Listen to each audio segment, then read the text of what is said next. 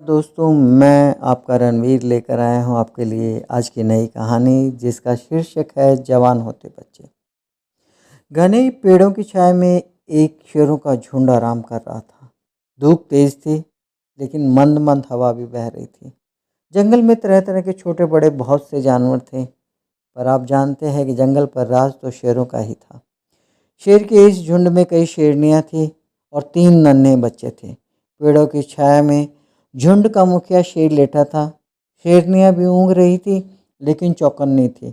नन्हे बालक बगल में मस्ती कर रहे थे। कभी वे शेर की पीठ पर चढ़ जाते, कभी शेर के कान खींचते। शेर उन्हें अपनी आंखें खोलकर देखता, फिर आंखें बंद करके सो जाता। अपने बच्चों को आहिस्ता आहिस्ता चाट कर प्यार करता, और उसे अपने बच्चों से इतना प्यार था कि नींद में खलल पड़ने के बाद भी ना तो वो उन पर गुर्राता था और ना ही उन्हें पंजे से हटाता था। हाँ, कभी कभार अपनी पूंछ उठाकर कोई संकेत जरूर करता था।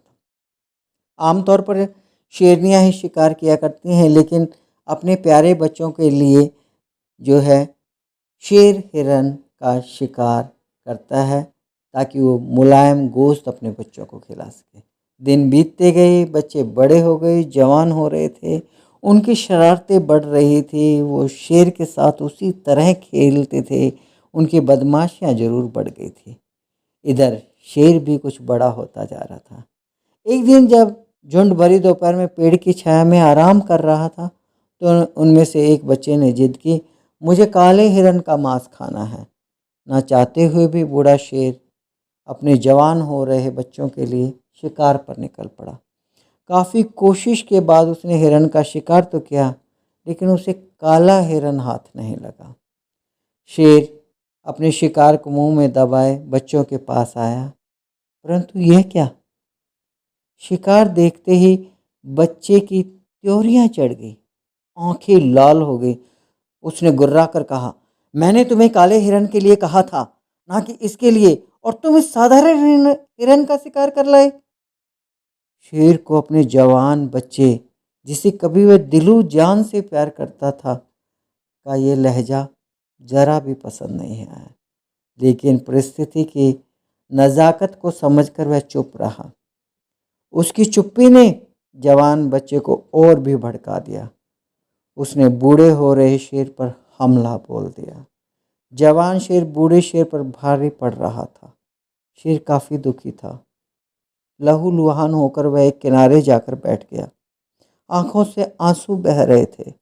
आंखों में आंसू लिए वह सोचने लगा, जिन बच्चों के लिए मैंने सब कुछ किया, उनकी खुशी में ही अपनी खुशी ढूंढता रहा ताउम्र, आज उसी ने मेरे साथ ऐसा सलूक किया।